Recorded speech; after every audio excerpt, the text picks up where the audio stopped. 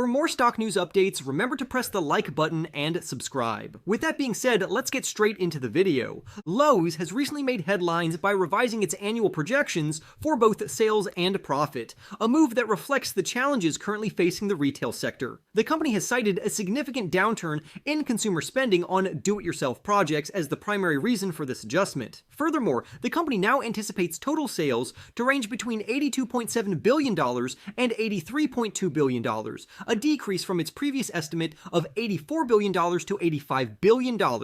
This downward adjustment in outlook is particularly noteworthy as it follows a similar trend observed in its competitor Home Depot, which also lowered its guidance just a week prior. In a different sector, a significant development has emerged in the media industry, where Edgar Bronfman, a prominent media executive, has reportedly submitted a formal bid of $4.3 billion for the controlling shareholder of Paramount Global. This bid comes on the heels of Skydance Media's recent agreement concerning Sherry Redstone's media empire, highlighting the competitive nature of the media landscape. According to a report from the Wall Street Journal, Bronfman's offer is comparable in price to that of Skydance, but it has a key distinction. It does not involve stock dilution for Paramount shareholders, apart from a $400 million breakup fee. To facilitate this ambitious bid, Bronfman has secured financing from high-net-worth individuals and family offices, and he is collaborating with noted film producer Stephen Paul. Meanwhile, in the airline industry, Hawaiian Airlines' parent company, Hawaiian Holdings,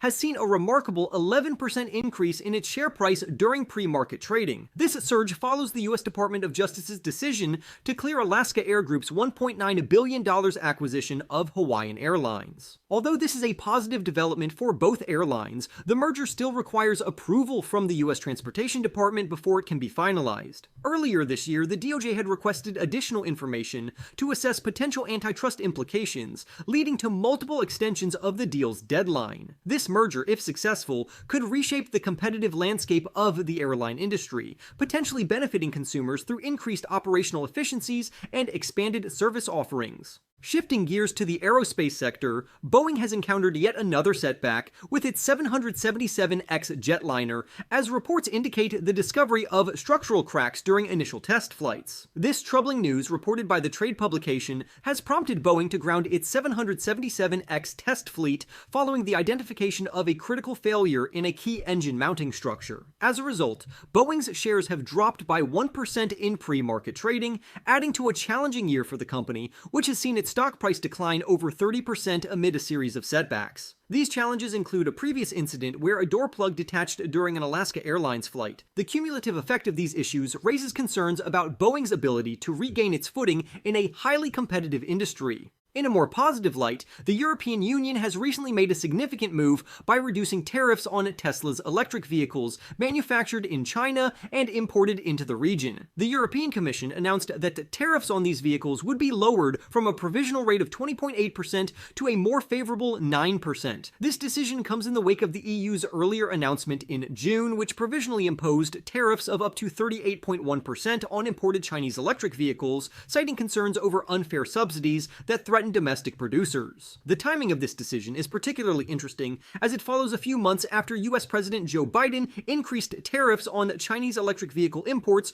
to 100% from 25%, aiming to protect American workers from what he described as China's unfair trade practices. As a result of the EU's tariff reduction, Tesla's shares have seen a slight increase of 1% in pre-market trading, reflecting investor optimism about the company's prospects in the European market. On the healthcare front, Medtronic's stock has experienced a 1% decline in pre-market trading, despite the medical device maker raising its guidance for fiscal 2025 regarding organic revenue growth and profit per share. This update follows Medtronic's announcement of a 5.3% year-over-year increase in worldwide revenue for the first fiscal quarter, totaling $7.92 billion on an organic basis. The company's cardiovascular portfolio, which is its largest revenue generator, saw a robust growth of 6.9%, while its diabetes portfolio experienced an impressive organic revenue growth of 11.8%. This positive performance underscores Medtronic's strong position in the medical device market, even as its stock faces some short-term pressures. In the beauty industry, Coty, a well-known beauty products retailer, is poised to capture investor attention as it prepares to report its fourth quarter 2024 results after the market closes. Analysts are anticipating that the company will report earnings of 4 cents per share on revenues of $1.38 billion. In its previous quarter, Coty managed to exceed revenue estimates driven by strong demand for its prestige brands and core beauty products. CEO Sue Nabi has highlighted the presence of a strong and dynamic beauty market, and the company now expects its full year 2024 revenue growth to be at the high end of its prior guidance range. This positive outlook could bode well for Coty's stock performance as investors await the upcoming earnings report. Meanwhile, Eli Lilly has seen its stock rise approximately 1.5% in pre-market trading following the release of a positive update regarding a clinical trial. The results were promising, showing that the treatment reduced the risk of developing type 2 diabetes by an impressive 94% in obese adults with pre-diabetes. Lilly currently markets tirzepatide under the brand names Mounjaro and Zepbound for diabetes and weight loss, respectively, and this positive trial outcome could further bolster the company's position in the competitive pharmaceutical market. Turning to the investment landscape, Cathie Wood, the renowned fund manager and head of ARK Invest, has faced a challenging year in the financial markets. Wood has built a reputation as a bold risk taker, attracting a dedicated following as well as some critics along the way. Her investment philosophy often involves making ambitious predictions, such as her $2.3 million price target for Bitcoin, which has garnered both admiration and skepticism. However, her flagship fund, the ARK Invest Innovation ETF, has struggled to keep pace with market trends this year, missing out on the artificial intelligence boom and declining by approximately 19%, while the Nasdaq Composite has risen by over 13%. Despite these recent setbacks, it is important to remember that Wood's previous performance in 2021 was remarkable, and her investment in Tesla may still yield positive results in the future. Recently, as the market experienced a downturn from its recent highs, Wood seized the opportunity to make strategic investments in several stocks. Notably, she purchased over $1 million worth of Amazon shares across 5 of her funds during the week of August 11th. This acquisition was made at a price approximately 10% lower than what the shares were trading for the prior week,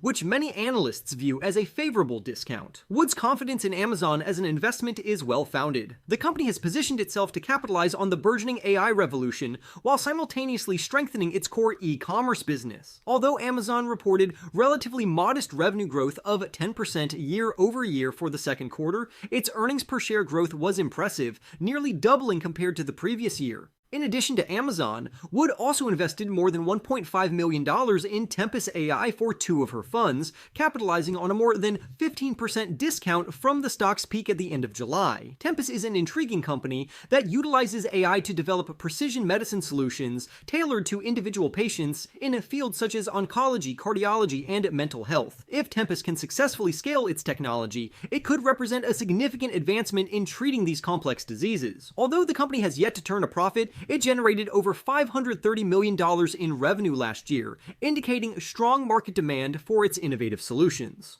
Another company that has caught Wood's attention is Natera, a genetic testing firm specializing in non-invasive solutions. Unlike her other investments, Natera's stock has not come at a discount. Instead, it has steadily increased in value as the company continues to report solid financial performance. While Natera is still operating at a loss, it has been making significant strides toward profitability, with its latest earnings report exceeding EPS estimates by more than 50%. However, potential investors should exercise caution, as Natera is currently facing a class action lawsuit alleging unfair and deceptive billing practices. This is not the first time the company has encountered legal challenges. It previously settled a lawsuit in 2018 with the Department of Justice for $11 million related to fraud allegations. While legal issues are common in the business world, prospective investors may want to consider these risks before committing their capital. In the tech sector, Apple is making headlines with its plans to produce its iPhone Pro and Pro Max models in India for the first time, as reported by Bloomberg News. This strategic move is being executed in partnership with Foxconn Technology,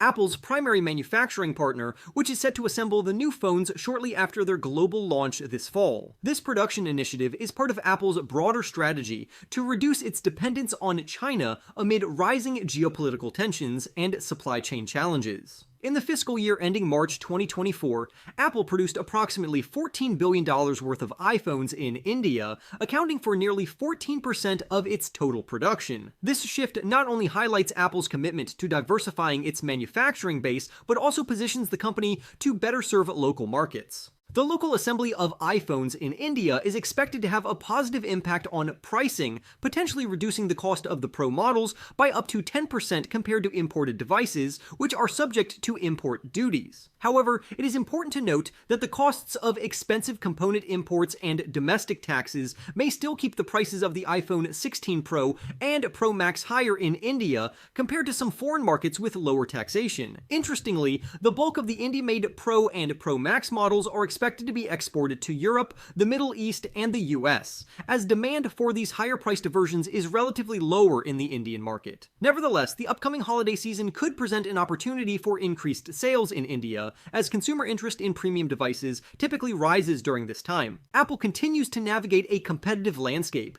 facing stiff competition from local brands such as Huawei Technologies, which have gained significant market share. According to data from research firm Canalys, Apple ranked 6th in China with a market share of 14%, down 2 percentage points compared to the second quarter of 2023. This shift underscores the importance of Apple's efforts to diversify its manufacturing and sales strategies as it adapts to changing market dynamics. Overall, the developments across various sectors, from retail and media to aviation, healthcare, and technology, illustrate the complex and interconnected nature of today's economy. Each company is navigating its unique challenges and opportunities, and investors are closely monitoring these shifts as they seek to make informed decisions in an ever-evolving market landscape. As we continue to witness these changes unfold, it'll be interesting to see how companies adapt and thrive in the face of adversity and competition. For more stock news updates, remember to press the like button and subscribe. With that being said, I will see you in the next video.